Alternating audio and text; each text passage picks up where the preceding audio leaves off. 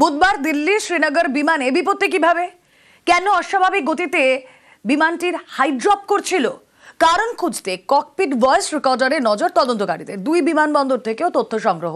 বিমানের দুই পাইলটের প্রশংসা কেন্দ্রীয় মন্ত্রীর।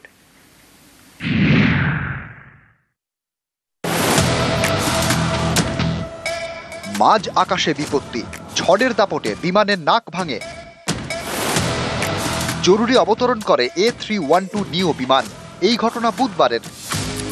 সেদিন বিকেলে দিল্লি থেকে শ্রীনগরগামী বিমান বিপদে পড়ে পাকিস্তানের আকাশ ব্যবহারের আর্জি জানায়।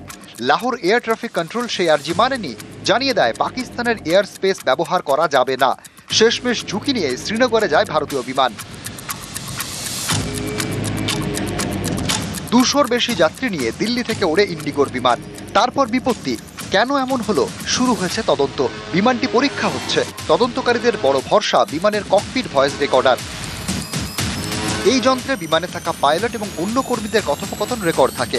রেডিও ট্রান্সমিশনও রেকর্ড থাকে এই ককপিট ভয়েস রেকর্ডারে। পাইলট একটা নর্মাল ফ্লাইটে যাচ্ছে, আচমকা তাকে হিট করে একটা টার্বুলেন্স, সেখানে প্রায় 8,500 ফিট পার মিনিটে সে এয়ার পকেটের মধ্যে পড়ে। এই যে ডিসেন্টটা, এটা কিন্তু পাইলটের কন্ট্রোলের বাইরে। তোমাকে জানতে হবে যে অটো পাইলট যেটা মেনটেন করে সেটাও তখন অটো পাইলট ডিসএনগেজ হয়ে যায়। এই সময় এয়ারক্রাফটকে টোটালি পাইলট ম্যানুয়ালি নিয়ে নেয়। ম্যানুয়ালি নিয়ে চেষ্টা করে তাকে যতটা সম্ভব নর্মাল ফ্লাইটে ফিরিয়ে আনা। 8,500 যদি একটা নর্মাল ফ্লাইট থেকে আচমকা ডিসেন্ড করে, মানে এটা ডেঞ্জারাস ছাড়া আর কিছু বলা যাবে না। বুধবার দুর্ঘটনার কবলে পড়ায় বিমানের ককপিট ভয়েস রেকর্ডার খতিয়ে দেখছেন তদন্তকারীরা। বায়ুসেনা, দিল্লি এবং শ্রীনগর এয়ার ট্রাফিক কন্ট্রোল বা এটিসি তথ্য সংগ্রহ করা হচ্ছে। দুই বিমানবন্দরের এটিসির কর্মীদের বয়ানও নেওয়া হবে। জিজ্ঞাসাবাদ করা হবে বিমানের দুই পাইলটকেও। আপাতত তাদের বিমান ওড়ানো থেকে বিরতি দেওয়া হয়েছে। দুই পাইলটের ভূয়সী প্রশংসা করেছেন অসামরিক বিমান পরিবহন মন্ত্রী রামমোহন নাইডু। প্রাকৃতিক বিপর্যয়ের জেরে বেলাগাম বিমান। পাইলটরা জরুরি পরিস্থিতির কথা ঘোষণা করতে ছড়ায় আতঙ্ক। টার্বুলেন্সের মধ্যে সবার তখন বুক কাঁপছে। ঠিক কি হয়েছিল? ডিরেক্টরেট জেনারেল অফ সিভিল এভিয়েশনের বিবৃতিতে বলা হয়েছে, ঝড়ের মধ্যে আটকে পড়ায় বিমানের নিয়ন্ত্রণ ব্যবস্থা কাজ করছিল না। অস্বাভাবিক গতিতে হাই ড্রপ করতে শুরু করে।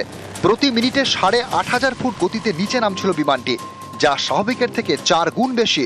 যেখান থেকে ওরা ডাইরেক্ট শ্রীনগরের জন্য এসে সেখানে ইমিডিয়েট ডিসেন্ড করা ছাড়া কোনো রাস্তাই ছিল না, এবং ওই শর্ট হাইটের মধ্যে এসে তাকে ল্যান্ড করা, এখানে অবশ্যই স্পিড বেশি ছিল, কেননা এছাড়ার কোনো জায়গা ছিল না।